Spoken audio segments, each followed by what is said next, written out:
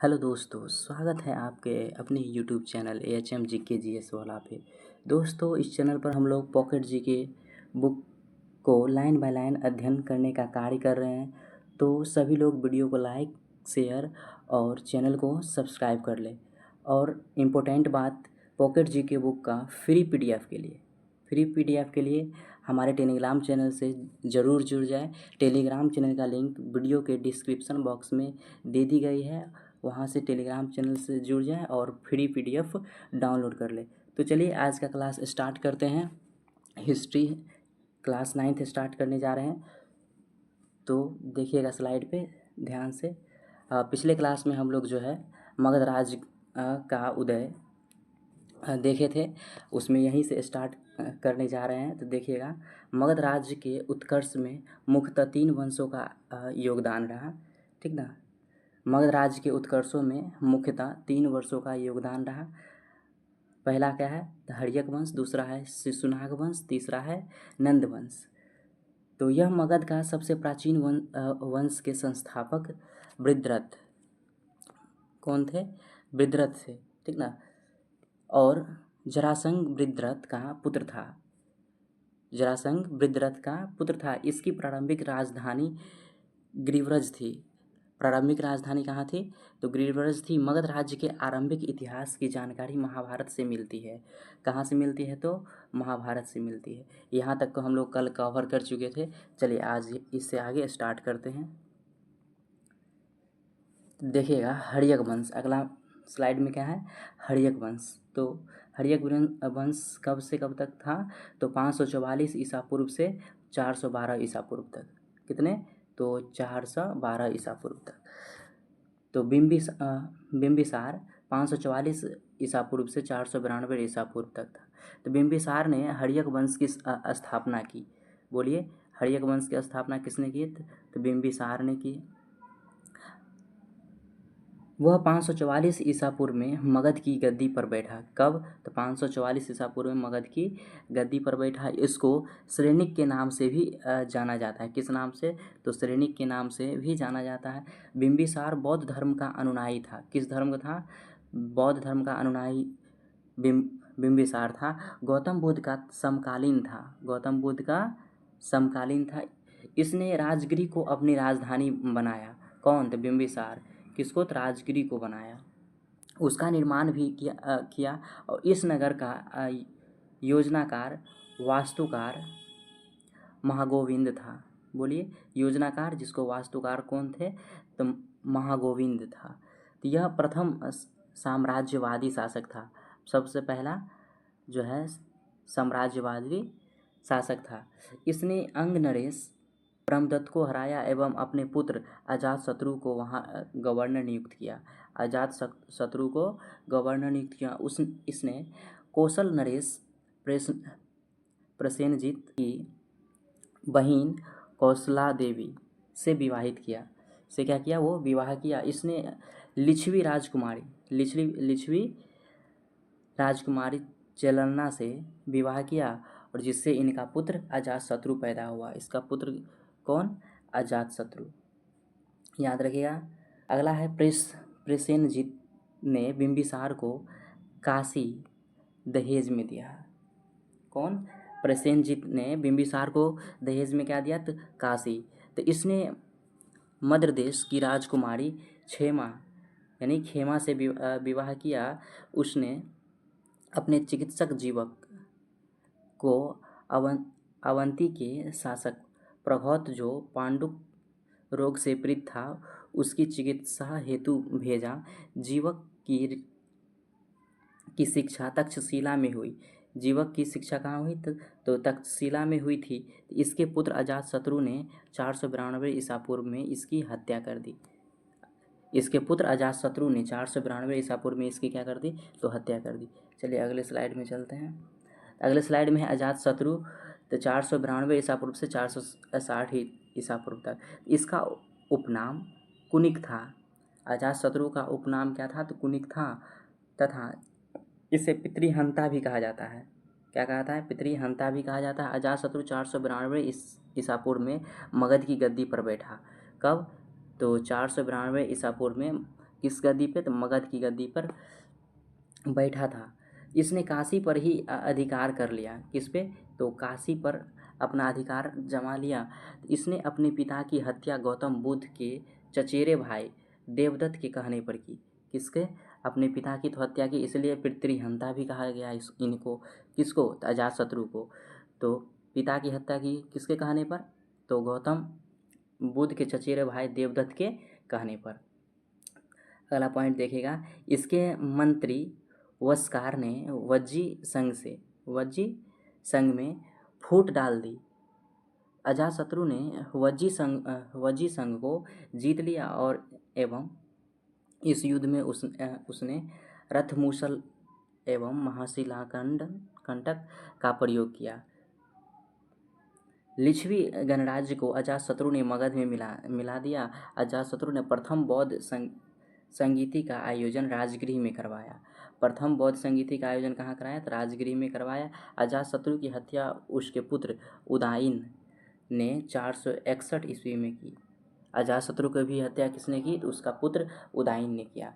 चलिए उदयन को देखिएगा। उदयन 461 ईस्वी से 444 ईस्वी पूर्व तक यह जैन धर्म का अनुयायी था। किस धर्म का था? तो ये जैन धर्म को मानता था, उसका अनुयायी था। इसने सोन व गंगा नदी के संगम पर पाटलिपुत्र नामक शहर बसाया। किसने? तो उदयन ने। इसने सोन व गंगा नदी, किस नदी? तो सोन व गंगा नदी के संगम पर पाटलिपुत्र नामक शहर बसाया और अपनी राजधानी बनाया। और अपना क्या किया? तो राजधानी बनाया। बौद्ध ग्रंथों में उदयन को पितृहंता कहा जाता है, क्योंकि उदयन भी अपने पिता की हत्या कर दी थी। तो बौद्ध ग्रंथों में उदयन को पितृहंता कहा जाता है। नोट पॉइंट देखिएगा। हर्यक वंश का अंतिम शासक नागदशक था। हर्यक वंश का अंतिम शासक कौन था? तो नागदशक था। कौन? तो नागदशक। चलिए अगली स्लाइड में अब है शिशुनाग वंश। शिशुनाग वंश कब से कब तक? 412 ईसा पूर्व से 344 ईसा पूर्व तक। शिशुनाग नागदशक की हत्या उसके अमात्य शिशुनाग ने की। शिशुनाग वंश की स्थापना शिशुनाग ने 412 ईसा पूर्व में की। इसने अवंती उज्जैनी को जीत लिया और इसने वैशाली को जीत लिया और अपनी राजधानी बनाया। वैशाली को भी जीता और अपनी राजधानी बनाया। कालाशोक, अगला पॉइंट देखिएगा। कालाशोक यह शिशुनाग वंश का प्रवर्तक शासक था। कालाशोक शिशुनाग वंश का प्रवर्तक शासक था। इसने पाटलिपुत्र को पुनः अपनी राजधानी बनाया और इसने दूसरी बौद्ध संगीति का आयोजन करवाया। दूसरी बौद्ध संगीति का क्या किया? ये आयोजन करवाया। नोट पॉइंट देखिएगा। तो शिशुनाग वंश का अंतिम शासक नंदीवर्धन था। कौन था? तो याद रखिएगा, शिशुनाग वंश का अंतिम शासक नंदीवर्धन था। चलिए नंदवंश 344 ईसा पूर्व से 322 ईसा पूर्व तक। देखिएगा महापद्म नंद यह नंद वंश का संस्थापक था। नंद वंश का संस्थापक कौन था? महापद्म नंद याद रखिएगा। ये नंद वंश का संस्थापक था और यह नाई जाति का था। किस जाति का था? तो नाई जाति का था। यह जैन धर्म का अनुयायी था। किस धर्म का अनुयायी था? तो जैन धर्म का अनुयायी था। महापद्म नंद का दूसरा नाम क्या था? तो भार्गव था। अगला पॉइंट देखिए। खारवेल के हाथी गुफा अभिलेख के अनुसार कलिंग पर आक्रमण किया। कलिंग पर क्या किया? आक्रमण किया एवं वहाँ नहरों का निर्माण करवाया। वहाँ से जिनसेन की मूर्ति लेकर आया। किसकी? तो जिनसेन की मूर्ति लेकर आया। अगला पॉइंट देखिएगा। अष्टाध्यायी का लेखक पाणिनि। याद रखिएगा, अष्टाध्यायी का लेखक कौन? पाणिनि। इसके समकालीन था। यह संस्कृत व्याकरण की प्रथम पुस्तक थी। संस्कृत व्याकरण की क्या थी? ये प्रथम पुस्तक थी। चलिए अगला स्लाइड में है धनानंद। कौन है? धनानंद। यह नंद वंश का अंतिम शासक था। कौन था? धनानंद। नंद वंश का अंतिम शासक कौन था? धनानंद। यह सिकंदर का समकालीन था। किसके समकालीन था? तो सिकंदर का समकालीन था। ग्रीक यूनानी लेखकों द्वारा इन्हें अग्रमीज या जेंड्रमीज कहा गया। इसने जनता पर अधिक कर यानी टैक्स लागू किए तथा इसने अपने दरबार में चाणक्य का अपमान किया। ठीक ना। नंद वंश का विनाश चाणक्य और चंद्रगुप्त ने मिलकर किया। इसने नंद वंश का विनाश किस किसने किया, तो बोलिएगा चाणक्य और चंद्रगुप्त ने दोनों मिलकर किया तथा धनानंद की हत्या कर दी। धनानंद की क्या कर दी, हत्या कर दी। धनानंद जो है नंद वंश का अंतिम शासक था। मगध पर एक नए वंश मौर्य वंश की स्थापना, बोलिए मगध पर एक नए वंश मौर्य वंश की स्थापना चंद्रगुप्त मौर्य ने की। बोलिए मौर्य वंश की स्थापना कौन की, तो चंद्रगुप्त मौर्य ने की। चलिए अगला टॉपिक क्या आ रहा है 16 नंबर, तो सिकंदर। तो सिकंदर के बारे में पढ़ेंगे। पहला पॉइंट है सिकंदर का जन्म 356 ईस्वी पूर्व में हुआ। इसके पिता फिलिप द्वितीय, पिताजी कौन थे, तो फिलिप द्वितीय। यह 359 ईस्वी पूर्व में मकदूनिया का शासक बना। 359 ईस्वी पूर्व में मकदूनिया का क्या बना, तो शासक बना तथा इसकी हत्या 329 ईस्वी में कर दी गई। सिकंदर का गुरु यूनानी दार्शनिक अरस्तु था। बोलिए सिकंदर का गुरु, याद रखिएगा सिकंदर का गुरु यूनानी दार्शनिक अरस्तु था। सिकंदर का प्रधान सेनापति, मुख्य यानी प्रधान सेनापति सेल्यूकस निकेटर था। बोलिए सिकंदर का प्रधान सेनापति कौन था, तो सेल्यूकस निकेटर था। सिकंदर का गुरु कौन थे, तो यूनानी दार्शनिक अरस्तु थे। चलिए अगले स्लाइड में चलते हैं। सिकंदर ने, देखिएगा अगले पॉइंट, सिकंदर ने 326 ईस्वी पूर्व में हाइडेस्पीज यानी झेलम का युद्ध किया, जो पोरस व सिकंदर के बीच हुआ। किसके, पोरस व सिकंदर के बीच हुआ। पोरस का राज झेलम व चिनाब नदी के मध्य था। बोलिए पोरस का राज जो है झेलम व चिनाब नदी के बीच था। अगला पॉइंट देखिए, सिकंदर के आक्रमण के समय आम्बी तक्षशिला के शासक थे। इस युद्ध में पोरस की पराजय हुई। इस युद्ध में किसकी पराजय हुई, तो पोरस की पराजय यानी हार हुई। लेकिन सिकंदर पोरस की बहादुरी से प्रभावित होकर उसका राज्य वापस लौटा देता है। ठीक ना।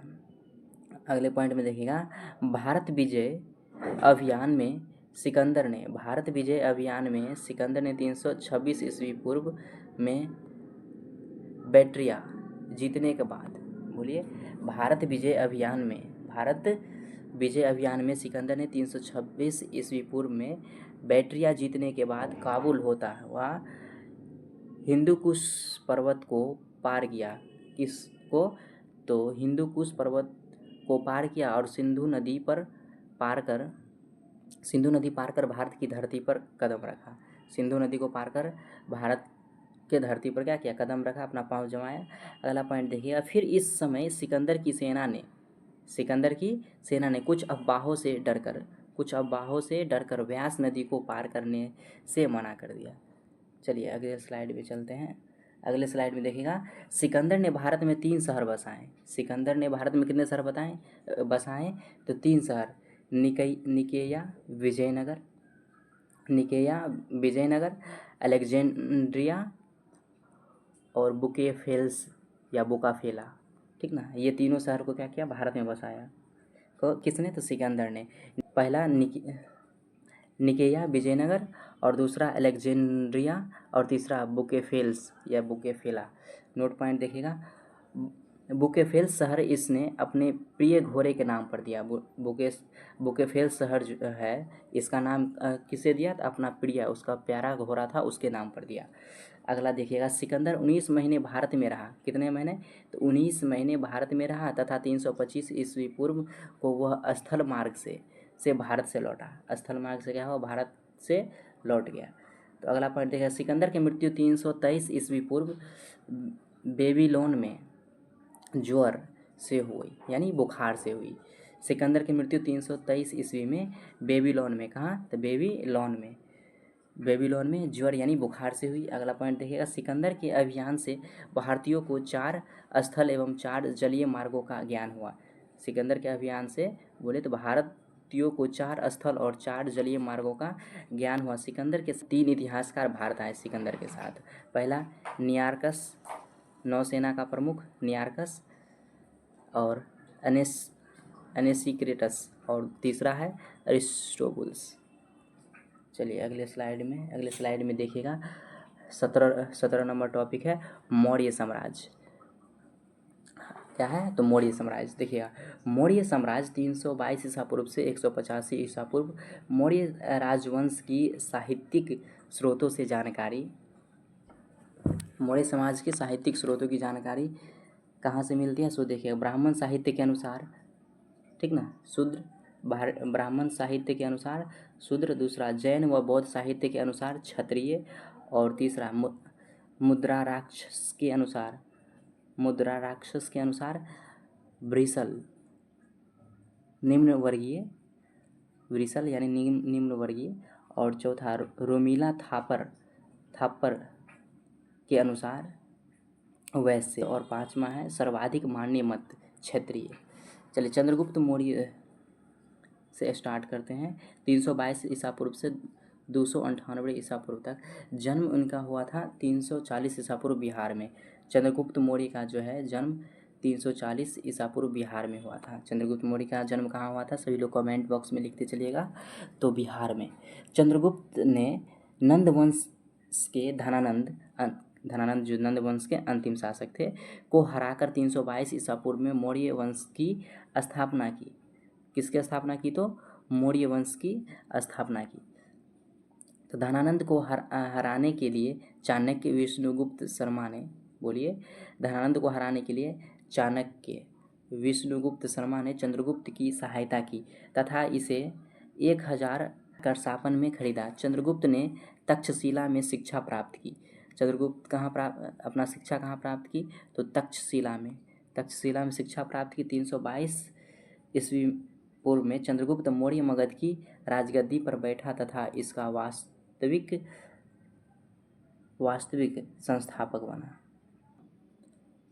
अगले स्लाइड में चलते हैं। चंद्रगुप्त मौर्य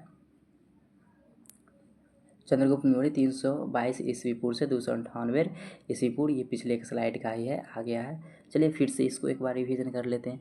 तो इनका जन्म 340 ईसा पूर्व बिहार में हुआ और चंद्रगुप्त ने नंद वंश के धनानंद यानी नंद वंश का अंतिम शासक धनानंद को हराकर 322 ईसा पूर्व में मौर्य वंश की स्थापना की।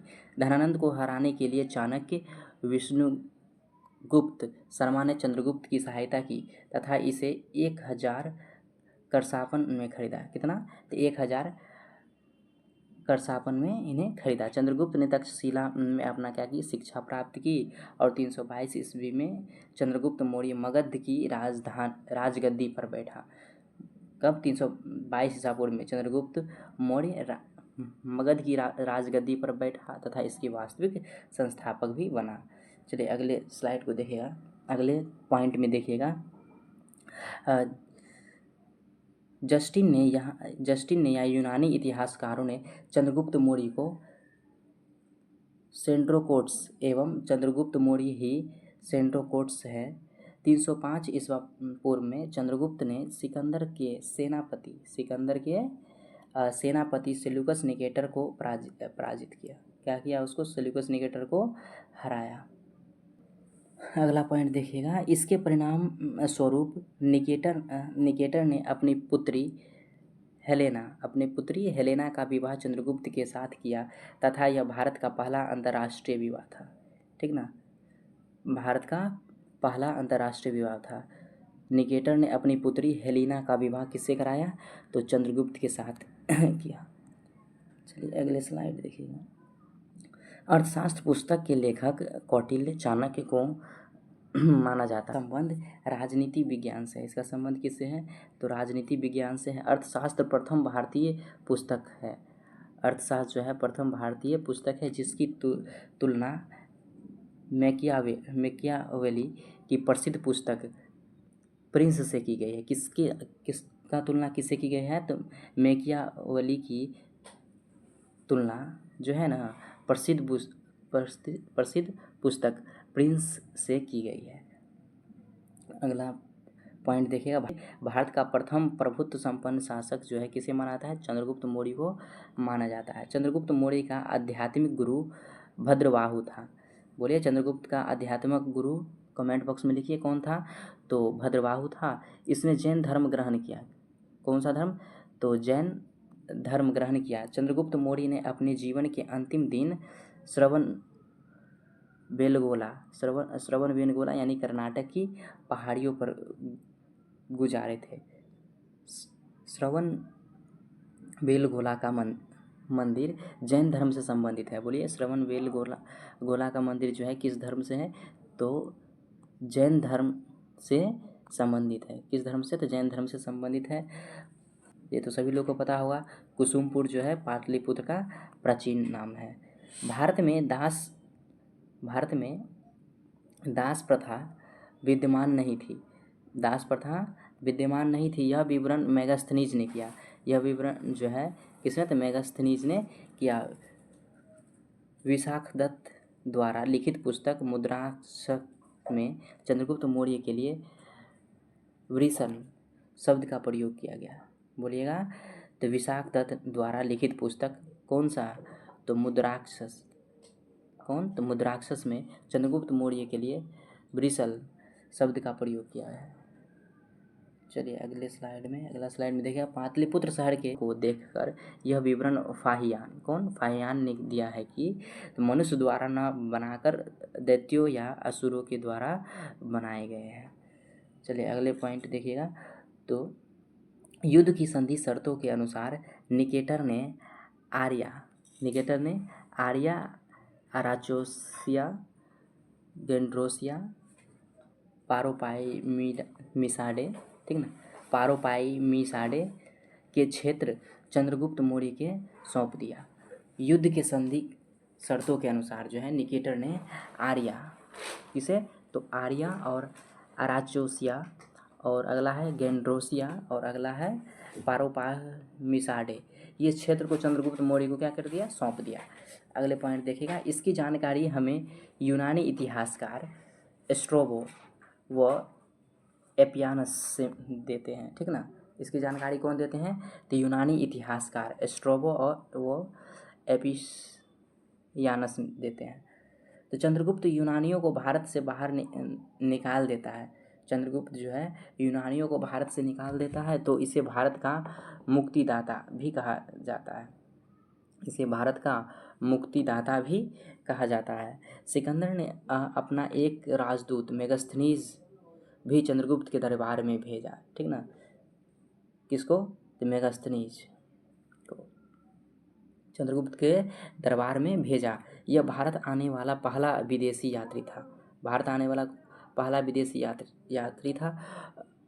प्लूटार्क के अनुसार चंद्रगुप्त मौर्य ने भी सेल्यूकस निकेटर को 500 हाथी उपहार के रूप में दिए थे। बोलेगा, प्लूटार्क के अनुसार जो है चंद्रगुप्त मौर्य ने भी सेल्यूकस निकेटर को जो है कितने हाथी दिया था? तो 500 हाथी उपहार के रूप में दिए थे। मेगास्थनीज ने एक पुस्तक इंडिका लिखी। किसने लिखी? तो मेगास्थनीज ने इंडिका पुस्तक लिखी। तो इसमें मौर्य साम्राज्य के नगरीय प्रशासन और सैन्य प्रशासन के बारे में वर्णन किया है, ठीक ना। और इसमें बताया कि प्रशासन के नियंत्रण के लिए 6 समितियों का निर्माण किया गया है, ठीक ना। क्या? तो प्रशासन के नियंत्रण के लिए 6 समितियों का निर्माण किया गया है। मेगास्थनीज ने मौर्यों के महलों का भी वर्णन किया है। जो कैसा महल बना हुआ करता था उसका जो है वर्णन किया है, जिसमें लकड़ी व पत्थरों का प्रयोग किया गया है। देखिए क्या चीज़ का प्रयोग किया गया है महल में? तो लकड़ी व पत्थर का प्रयोग किया गया है। इंडिका में पाटलिपुत्र का वर्णन किया, जिसमें पाटलिपुत्र को पोलीब्रोथा नाम दिया गया है, ठीक ना। इंडिका में पाटलिपुत्र का भी वर्णन किया है, जिसमें पाटलिपुत्र को पोलीब्रोथा नाम दिया गया, जो गंगा व सोन नदी के संगम पर स्थित है। इसमें 570 बुर्ज और 64 मीनार है, ठीक ना। इसमें जो है 570 बुर्ज और 64 क्या है? मीनार है। अगला पॉइंट देखिएगा। मेगास्थनीज ने मौर्य समाज को 7 वर्गों में विभाजित किया। कितने वर्गों में? तो 7 वर्गों में विभाजित करें। मेगास्थनीज ने मौर्य समाज को कितने वर्गों में विभाजित किया? तो 7 वर्गों में विभाजित किया, परंतु यह कथन प्रमाणित नहीं है। अगला पॉइंट देखिएगा, चाणक्य ने अर्थशास्त्र नामक ग्रंथ लिखा जो संस्कृत भाषा में है। किस भाषा में है? तो संस्कृत भाषा में है, और उसमें 15 अभिकरण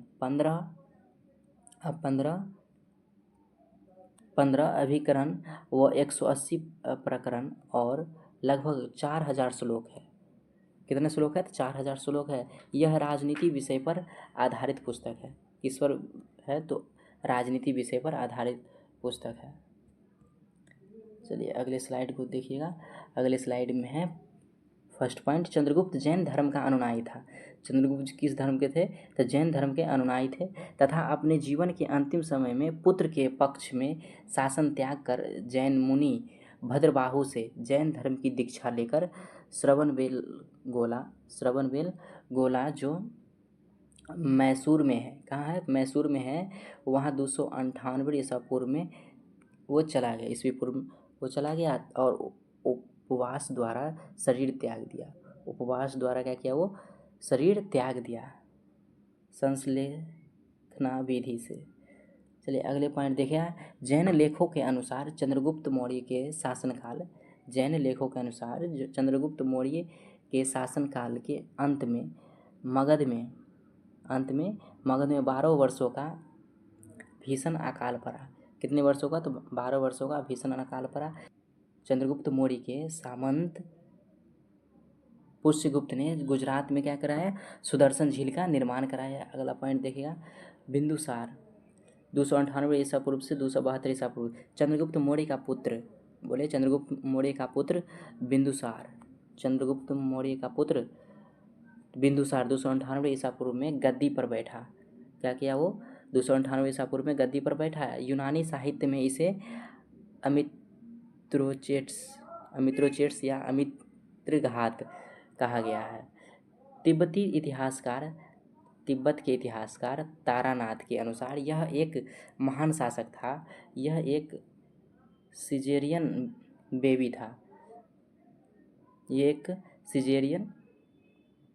बेबी था। इसके अनुसार बिंदुसार ने दक्षिण भारत पर आक्रमण किए। यह आजीवक संप्रदाय का अनुयायी था। किसके? तो आजीवक संप्रदाय का अनुयायी था।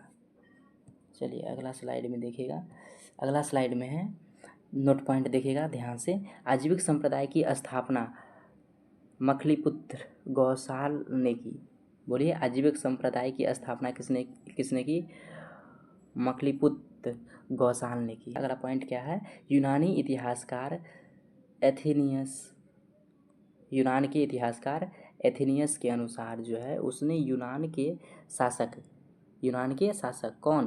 तो एंटियोकस फर्स्ट से 3 वस्तुएं मंगवाई। कौन? तो पहला है, कौन 3 वस्तुएं थी? तो वो देखिएगा, मीठी शराब। पहला मीठी शराब, दूसरा जो है सूखे मेवे, और तीसरा है दार्शनिक। पहला क्या मंगवाई? तो मीठी शराब, और दूसरा सूखे मेवे, और तीसरा दार्शनिक। अगले पॉइंट देखिएगा, बिंदुसार के समय तक्षशिला में 2 विद्रोह हुए। कितने विद्रोह हुए? तो 2 विद्रोह हुए, जिसका दमन जो है अशोक व सुसीम ने किया। नेपाल विद्रोह का दमन भी अशोक ने किया। नेपाल विद्रोह का दमन किसने किया? तो अशोक ने किया। अगला पॉइंट देखिएगा, बिंदुसार के मृत्यु के समय अशोक उज्जैन में राज्यपाल था। बिंदुसार की मृत्यु के समय जो है अशोक उज्जैन में क्या था? राज्यपाल था। बिंदुसार के अन्य नाम देखिए, बिंदुपाल चीनी विवरण में मिलता है क्या? तो बिंदुपाल चीनी विवरण में मिलता है बिंदुपाल। अलीड्रोकेट्स स्ट्रोबो मिलता है अलीड्रोकेट्स। अगला देखिएगा, सिंगसेन जैन ग्रंथ में मिलता है, ठीक ना। बिंदुसार के दूसरे नाम सिंगसेन जैन धर्म में मिलता है। भद्रसार वायु पुराण में मिलता है। भद्रसार कहाँ मिलता है? तो वायु पुराण में। चलिए तो अगले स्लाइड में देखते हैं, और आज का अंतिम स्लाइड होगा ये। अगले स्लाइड में है अशोक के बारे में। 269 ईस्वी पूर्व में से 232 ईसा पूर्व तक अशोक का 4 वर्षों तक अपने भाइयों ठीक ना। अशोक का 4 वर्षों तक अपने भाइयों के साथ सत्ता संघर्ष चला। सिंहली अनुश्रुति की मान्यता के अनुसार अशोक ने अपने 99 भाइयों की हत्या कर दी। ठीक ना। सिंहली अनुश्रुति की मान्यता के अनुसार, किसके अनुसार? तो सिंहली अनुश्रुति की मान्यता के अनुसार जो है अशोक ने अपने 99 भाइयों की क्या कर दी? हत्या कर दी थी। अशोक की माता का नाम भीमा या सुभद्रांगी था। इनकी पत्नी देवी विदिशा मध्य प्रदेश की थी।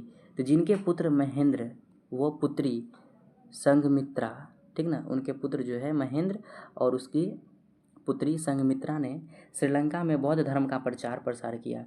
कहाँ पे? तो श्रीलंका में बौद्ध धर्म का प्रचार प्रसार किया। इनकी दूसरी पत्नी कारुवाकी थी। दूसरी पत्नी कौन थी? तो कारुवाकी थी। और बेटा तीवर, जिनका एक अभिलेख मिलता है, एक अभिलेख मिलता है। अशोक ने क्रोधित होकर तिष्ठरक्षिता को जीवित जला दिया। तिष्ठरक्षिता को क्या कर दिया? वो जीवित जला दिया। अगला पॉइंट देखिएगा, अशोक का राज्याभिषेक 269 ईस्वी पूर्व में हुआ। अशोक का राज्याभिषेक कब हुआ? तो 269 ईस्वी पूर्व में हुआ। अशोक का नाम देखिएगा अशोक का नाम अशोकवर्धन पुराण में मिलता है। अशोक मौर्य गिरनार अभिलेख में मिलता है। ठीक ना। पुराण में क्या मिलता है? तो अशोक मौर्य मिलता है गिरनार अभिलेख में। और अशोक मिलता है मास्की, गुर्जरा, नोटचूर, उदयगोलम और उदयगोलम अभिलेख में मिलती है। उदयगोलम अभिलेख में क्या मिलती है? तो अशोक मिलते हैं। प्रियदर्शी भाब्रू शिलालेख में मिलती है। किसमें मिलती है? भाब्रू शिलालेख में। चलिए, तो आज का क्लास यहीं पे ख़त्म करते हैं और अगले लेक्चर में जो है हम लोग अशोक के बारे में ही डिटेल में पढ़ेंगे। अशोक से ही स्टार्ट करेंगे। और हमारे साथ बने रहने के लिए HMGKGS वाला की तरफ से थैंक यू। सभी लोग टेलीग्राम चैनल से अवश्य जुड़े। टेलीग्राम चैनल पर जो है पॉकेट GK बुक का फ्री PDF अपलोड कर दी गई है, वहाँ से डाउनलोड कर लें।